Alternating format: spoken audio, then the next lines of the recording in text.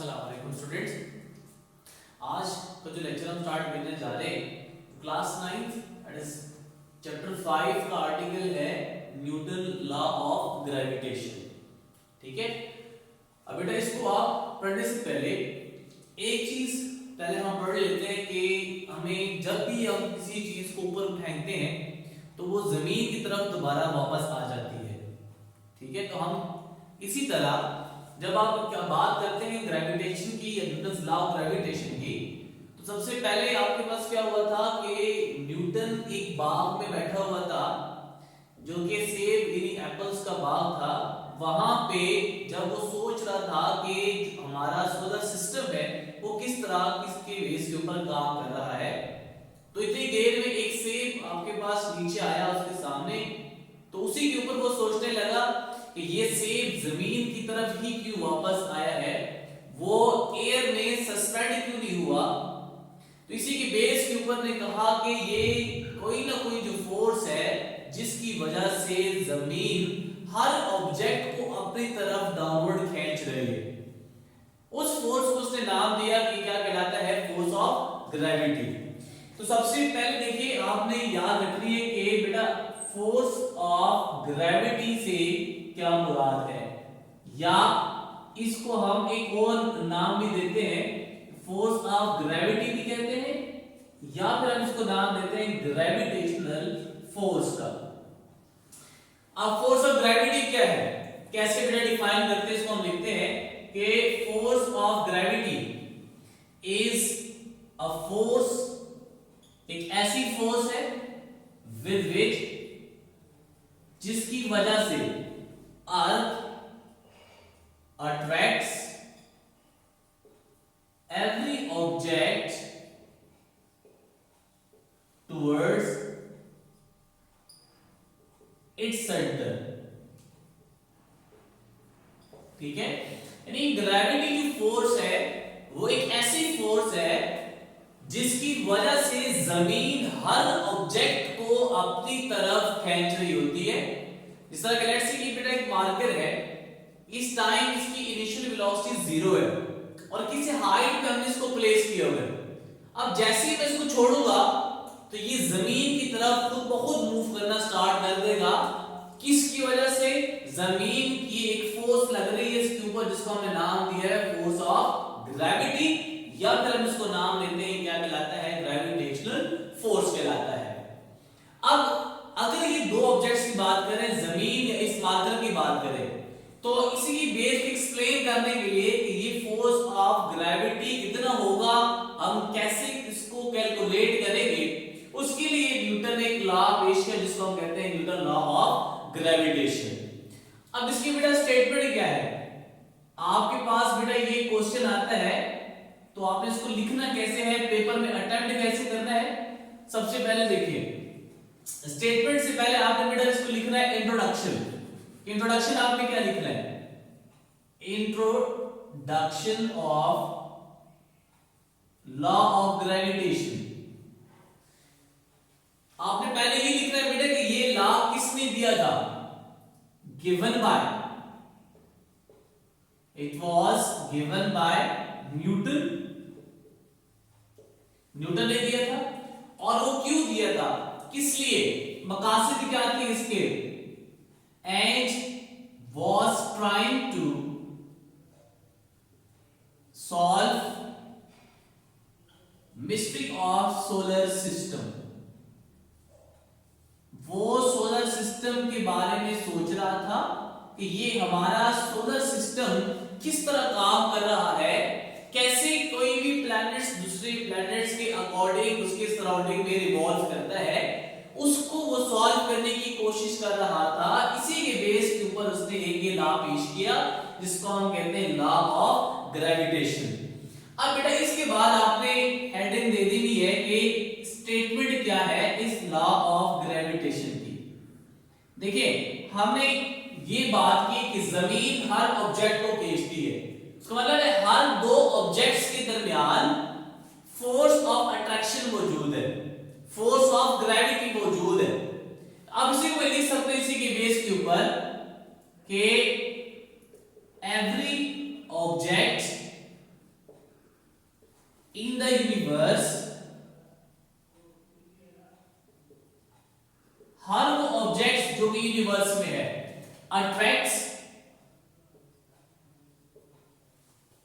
Each other, वो एक दूसरे के ऊपर फोर्स लगाते हैं। लेकिन इस पूरी स्टेटमेंट में जरा लाइन जो मैंने लिखी है इसमें ये बात बड़ी इंपॉर्टेंट है कि जो नेचर है फोर्स की वो सिर्फ और सिर्फ क्या है, अट्रैक्टिव फोर्स है। Every objects in the universe attracts each other, her object एक दूसरे के ऊपर फोर्स लगाता है। कौन सी फोर्स, अट्रैक्टिव फोर्स लगाता है। और वो फोर्स किन फैक्टर्स के ऊपर डिपेंड करती है। इन the universe attracts each other which is, जो के डिपेंड्स किसके ऊपर करता है, व्हिच इज डायरेक्टली प्रोपोर्शनल, और उसके साथ उसका जो रिलेशन बनता है वो क्या है, डायरेक्ट है। डायरेक्टली प्रोपोर्शनल टू किसके बराबर, product of there message, product यानी मल्टीप्लिकेशन ऑफ देयर, किसके ऊपर डिपेंड कर रहा है, मैसेज के ऊपर, प्रोडक्ट ऑफ देयर मैसेज। पहला फैक्टर हमारे पास ये आ गया। दूसरी स्टेटमेंट की कंप्लीट लाइन क्या है, एंड और it is, it and it is inversely proportional, किस तरह का, इनवर्सली प्रोपोर्शनल, किसके साथ इसका इनवर्सली प्रोपोर्शनल है, inversely proportional to the square of, square of what, square of distance between their centres, square of the distance between their centre. ये इसकी statement है कि हर ऑब्जेक्ट दूसरे ऑब्जेक्ट के ऊपर एक फोर्स लगाता है जिसकी नेचर क्या है, अट्रैक्टिव फोर्स है। और आगे वो किस चीज के ऊपर डिपेंड कर रहा है, दो फैक्टर्स के ऊपर डिपेंड कर रहा है। एक फैक्टर आपके पास कौन सा है बेटा, मैसेज वाला फैक्टर है, और दूसरा फैक्टर आपके पास कौन सा है, ये जरा देखिए बेटा क्या है, डिस्टेंस, डिस्टेंस के ऊपर इसका डिपेंडेंस है। लेकिन डिस्टेंस के साथ इसका किस तरह रिलेशन बनता है, यहां पे देखिए बेटा ये चीज बड़ी नोट करने वाली है, it is square of distance, यानी वो लीनियर पावर्स के ऊपर डिपेंड नहीं कर रहा बल्कि उसके स्क्वायर के साथ उसका रिलेशन है। इसी स्टेटमेंट को एक्सप्लेन करते हैं on the basis of diagram. हम एक डायग्राम ड्रॉ करते हैं। लेट्स से फॉर एग्जांपल आपके पास कोई भी ये एक मैस है जिसको मैं कहता हूं M1, ये कोई भी बेटा आपके पास मैस है जिसको मैं कहता हूं M2। मैंने दो स्फीयर्स कंसीडर कर लिए M1 एंड M2, और यहां इन दोनों के दरमियान जो सेपरेशन है बेटा, ये बात जहन में रखिए। अगर आप इस स्फीयर के लेके इस स्फीयर से डिस्टेंस ये नहीं कंसीडर कर रहे तो यहां पे आप वायलेशन कर रहे हैं स्टेटमेंट की। क्यों? क्योंकि ये डिस्टेंस आपने लिया है स्फीयर के सरफेस से लेके दूसरे स्फीयर के सरफेस का, जबकि स्टेटमेंट में क्या है, बिटवीन देयर सेंटर। इसका मतलब है कि एक स्फीयर के सेंटर से लेके दूसरे स्फीयर के सेंटर तक आपने सेपरेशन को कंसीडर करना है। Let this separation is d, इसको मैं रिप्रेजेंट करता हूं, सेपरेशन क्या है इनके दरमियान, d है। And there is force of attraction between these two bodies. इसका मतलब है कि मैं सपोज कर रहा हूं बेटा कि इन दोनों के दरमियान जो फोर्स ऑफ अट्रैक्शन है वो किसके बराबर है, कैपिटल F के बराबर है। अब मैं इसको मैथमेटिकली डिराइव करता हूं, मैथमेटिकली मैं एक फॉर्मूला डिराइव करता हूं, किसके लिए, फोर्स के लिए, जो मैंने इसको रिप्रेजेंट किया है कैपिटल F से, और उसको मैं डिराइव किस बेस के ऊपर करूंगा, इस स्टेटमेंट के ऊपर मैं इसको डिराइव करूंगा। सबसे पहले देखें, every object in the universe attracts each other with a force, यानी आप इसको लिखेंगे with a force which is directly, और फोर्स को हमने रिप्रेजेंट किससे किया बेटा, कैपिटल एफ से, हमने इसको रिप्रेजेंट किया है कैपिटल एफ से, which is directly proportional, directly proportional किसके पता है, प्रोडक्ट ऑफ देयर मैसेज, यानी दो मैसेज आपने कंसीडर किए हैं m1 एंड m2, आपने इन दोनों का मल्टीप्लिकेशन ले लेने, तो m1 मैं लिख सकता हूं यहां पे m1 मल्टीप्लाई बाय m2। अब अगर आप इस मल्टीप्लिकेशन को लिखें या ना लिखें एक ही बात है, तो मैं इसको कुछ इस तरह रिप्रेजेंट कर सकता हूं कि m1 m2, इसको जरा मैं नाम देता हूं, लेट्स से ये आपके पास क्या की इक्वेशन a है। ये जो मैथमेटिकल्स लिखे मैंने वो स्टेटमेंट की बेस के ऊपर लिखी कि there is force of attraction between every two objects which is directly proportional to the product of their masses। Second statement की देखिए जरा, and it is inversely proportional to, क्या चीज इनवर्सली प्रोपोर्शनल है, यही फोर्स, तो मैं इसको लिखूंगा कि this force is inversely proportional to, inversely proportional वाला किसके है, ये क्या लिखा है बेटा, डिस्टेंस, मतलब है 1 डिवाइडेड बाय d, लेकिन यहां पे क्या लिखा हुआ है, स्क्वायर ऑफ डिस्टेंस, तो आपने इस सेपरेशन का क्या लेना है, एक स्क्वायर ले लेना है, इसको जरा आप नाम दे दें, लेट्स से बेटा आपके पास क्या आ गई, इक्वेशन b आ गई, ठीक है। अब बेटा देखिए यहां पे क्या है, स्क्वायर, इस स्क्वायर की वजह से यहां पे जो आपने लिखा हुआ है कि inversely relate to the square of the separation between their centres, इस स्क्वायर की वजह से इसको नाम दिया जाता है, it is known as inverse square law, इसी के कैरेक्टरिस्टिक की वजह से इसको नाम दिया जाता है, this is known as inverse square law. अब जरा देखिए बेटा, इक्वेशन ए बन गई, इक्वेशन बी बन गई, अब आप क्या करें, कंबाइन कर जरा इक्वेशन ए एंड बी को, combining equation A and equation B we get, this implies that f is proportional to, बेटा यहां में देखिए f कॉमन, प्रोपोर्शनैलिटी साइन एक क्या आपके पास आएगा, नॉमिनेटर वाली टर्म नॉमिनेटर में रहेगी m1 m2, और यहां पे देखिए क्या है, डिनोमिनेटर में d का स्क्वायर, तो बेटा ये आपके पास आ जाएगा d स्क्वायर। अब भी हमारे पास इक्वेशंस कंप्लीट नहीं हुई, क्यों, तो इक्वेशन हम उसको कहते हैं कि जिसमें एक इक्वालिटी का साइन हो, तो यहां पे एक प्रोपोर्शनैलिटी साइन है और हमने इस प्रोपोर्शनैलिटी साइन को हटाना है, तो फिजिक्स में जहां भी प्रोपोर्शनैलिटी साइन आप हटाते हैं आपको एक हेल्प लेनी पड़ती है, भला किससे, इक्वालिटी से, और दूसरी आपने कोई भी बीच में कांस्टेंट लगाना होता है, so this force is equals to, मैंने यहां पे लिख लिया m1 m2 divided by d square, equality sign तो मैंने यहां पे लिख ली है, साथ में मुझे यहां पे कोई ना कोई भी कांस्टेंट लगाना पड़ेगा, जहां पे जो कांस्टेंट है वो किसके बराबर होगा, कैपिटल G के। ये मेरे पास एक इक्वेशन बन गई, मेरी मैथमेटिकल फॉर्म बन गई किसकी, फोर्स ऑफ ग्रेविटेशन की।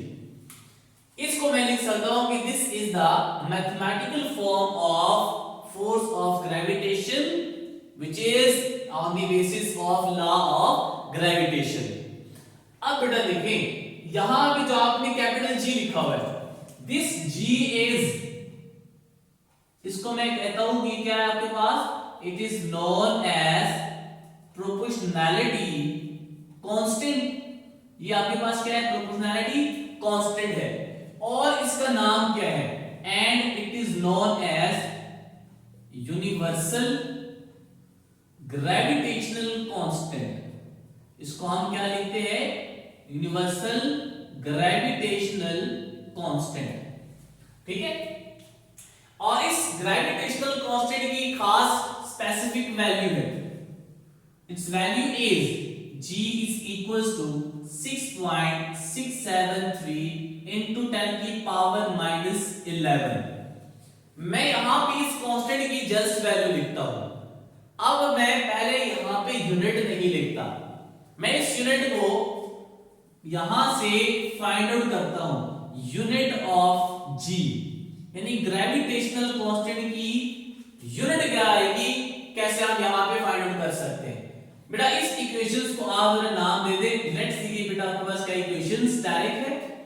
इस इक्वेशन स्टैटिक के बेस के ऊपर मैं लिख सकता हूं कि this is equals to, that is f is equals to क्या है, g m1 m2 divided by d square. आप g का फार्मूला यहां से फाइंड करें, ये बनेगा g इज इक्वल्स टू, बेटा ये आप इसके अंदर मल्टीप्लाई करेंगे तो ये बन जाएगा f d square divided by, ये m1 m2 मल्टीप्लाई आ रहा है उस तरफ आगे क्या हो जाएगा, डिवाइड हो जाएगा। सो m1 m2 आपके पास आ गया। यहां से जरा यूनिट निकाले तो बेटा यूनिट क्या बनेगी, unit of g will be equals to, force की यूनिट क्या होती है, न्यूटन। यहां पे d डिस्टेंस है, उसकी यूनिट क्या होती है बेटा, मीटर। तो ये बन जाएगा मीटर, इसके ऊपर क्या है, स्क्वायर, तो बेटा आ जाएगा न्यूटन मीटर स्क्वायर। यहां पे मास है, m1 भी मास है m2 भी मास है, तो दोनों की यूनिट kg होती है, तो इसको हम लिखेंगे kg multiply by kg which is equals to, मैं इसको लिख सकता हूं kg का square. So this is the unit of law of gravitation में जो हमने कांस्टेंट लगाया हुआ है g, उसकी यूनिट आ गई। अब मैं इसका यूनिट लिखूंगा कि न्यूटन मीटर स्क्वायर पर kg होल स्क्वायर। ठीक है, ये आपके पास होता है लॉ ऑफ ग्रेविटेशन। सबसे पहले आपके पास क्या है बेटा, आपने लिखना है इंट्रोडक्शन, कि किसने दिया था, क्यों दिया था, मकसद क्या था इसका, फिर आपने बेटा लिखना है उसकी स्टेटमेंट। स्टेटमेंट क्या है कि there is force of attraction between every two objects in the universe, और वो फोर्स ऑफ अट्रैक्शन किसके ऊपर डिपेंड कर रहा है, दो फैक्टर्स के ऊपर, मैसेस के ऊपर और डिस्टेंस के ऊपर।